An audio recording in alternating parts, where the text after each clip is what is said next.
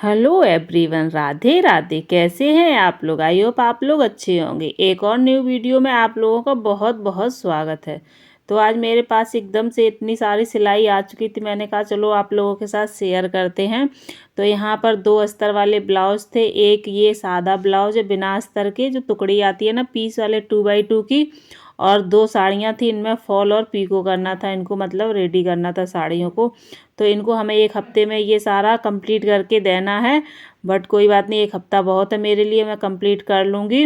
और देखिए एक ही दिन में ये 700 से 800 रुपए की सिलाई मेरे पास आ गई है। इस तरह से सिलाई आ जाती है तो बहुत ही अच्छा मतलब रहता है। और अक्सर मेरे पास इसी तरह से सिलाई आती है। 1-2 ब्लाउज तो बहुत कम ही आते, इकट्ठे आ जाते हैं।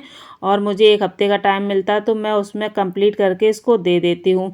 जब इस तरह से सिलाई आती है ना तो मतलब मन अलग से ही खुश हो जाता है, और उसको मतलब तैयार करने में भी काफ़ी अच्छा लगता है। तो मेरे पास अभी अस्तर इसके नहीं थे, मुझे मार्केट से लाने थे। तो मैंने सोचा चलो तब तक इस ब्लाउज़ को, जो सादा वाला ब्लाउज़ है, इसकी कटिंग कर लेते हैं।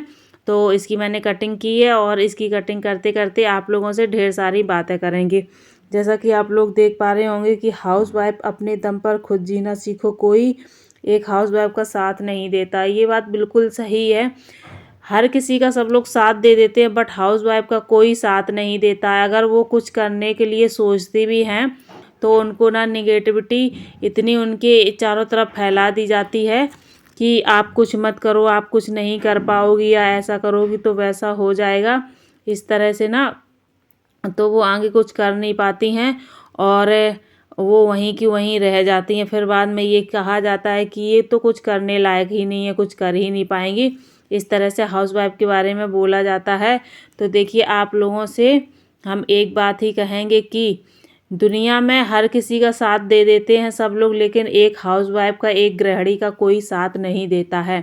कोई भी मतलब कोई भी साथ नहीं उसका देता है। उसको जो करना होता है सब कुछ अकेले ही हैंडल करना होता है, ना घर के काम में ना बाहर के काम में।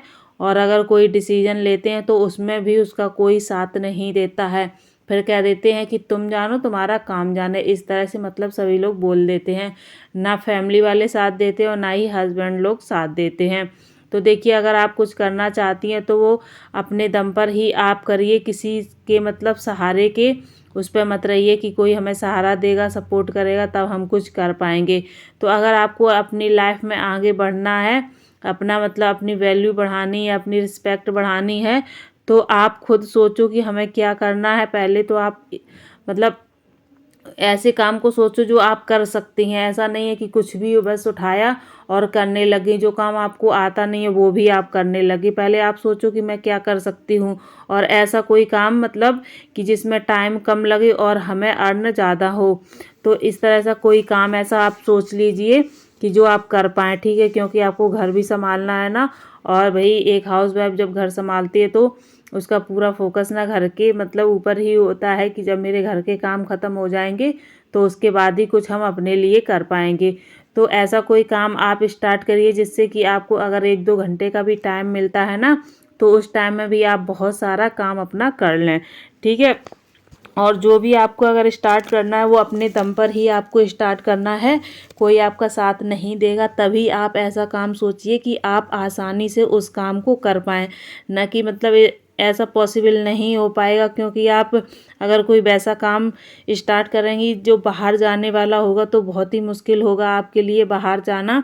तो ऐसा कोई काम सोचिए कि घर बैठे ही आप कुछ अपने लिए कर पाएँ, ठीक है? थोड़ा बहुत भी अगर कर पाएंगी तो आपके लिए बहुत हेल्पफुल रहेगा, और आपको बार बार परेशान होने की ज़रूरत नहीं पड़ेगी। कुछ छोटी मोटी चीज़ें होती हैं जो आप खुद अपने पास से ले सकती हैं, और अपने मतलब यूज के लिए या बच्चों के लिए, किसी चीज़ के लिए, इस तरह से आप जो आपकी आर्थिक स्थिति होती ना उसको आप अपने अपने मतलब खर्चे आप खुद उठा सकती हैं। मेन बात ये है कि जो आपके खर्चे होते हैं वो आप खुद उठा सकती है, किसी के सहारे की आपको ज़रूरत नहीं पड़ती है, ठीक है? और देखिए अगर आपने कुछ सोचा है करने के लिए और आप उससे डिमोटिवेट हो रही, तो ऐसा बिल्कुल भी आपको नहीं करना है। देखिए सबका वक्त जो होता है ना, सबका आता है, चाहे वो हाउस वाइफ हो, वर्किंग वाइफ हो, या हस्बैंड हो, या मतलब अदर फैमिली का कोई हो। तो टाइम सबका आता है। उस टाइम को आपको पकड़ना है। जब आपका टाइम आए तब आपको उस टाइम को पकड़ना है और उसमें आपको अपना पूरा 100% देना है। बात ये है और कुछ भी नहीं। अगर आपने मतलब उस टाइम को पहचान लिया कि हाँ ये हमारा टाइम आया, इस टाइम को हम अच्छे से यूज करके आगे बढ़ सकते हैं, तो उस टाइम को आप पकड़ लीजिए और अच्छे से उस टाइम में मेहनत करना। तो वो मेहनत जो आप उस टाइम में करेंगी, वो आपकी मेहनत जो है ना जाया कभी नहीं जाएगी।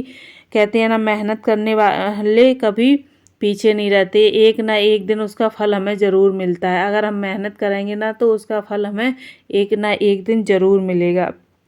ठीक है, अगर आज हमने मेहनत की है ना तो हमें मतलब भले ही थोड़ा सा टाइम लग जाए, लेकिन हमें उसका फल ज़रूर मिलेगा। जब उसका फल मिलेगा तो हम क्या, पूरी दुनिया ही खुश हो जाएगी। मतलब जो जानेंगे वो खुश होंगे कि देखो इन्होंने इतनी मेहनत की थी और ये इतने आगे जा पाई। और मतलब मेन आजकल जो भी है वो पैसा ही है। अगर हम पैसे अच्छे कमा रहे हैं तो सब हमें पूछ रही है, हमारी रिस्पेक्ट कर रहे हैं, वैल्यू कर रहे हैं। और अगर हम पैसा नहीं कमा रहे हैं तो बस हमें तो मतलब किस तरह से समझा जाता है इस एक हाउसवाइफ को कि मतलब काम करने की मशीन, इससे ज़्यादा कुछ नहीं उसको समझा जाता है। और अगर आप इसी तरह मतलब अर्न कुछ कर रही हैं, कुछ कमा रही हैं, तो हर काम में, हर डिसीजन में आपको पूछा जाएगा, आपकी बात रखी जाएगी कि ऐसा करें या ना करें।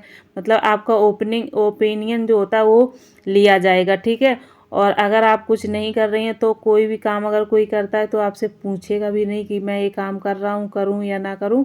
कोई आपसे आपकी राय नहीं मांगेगा।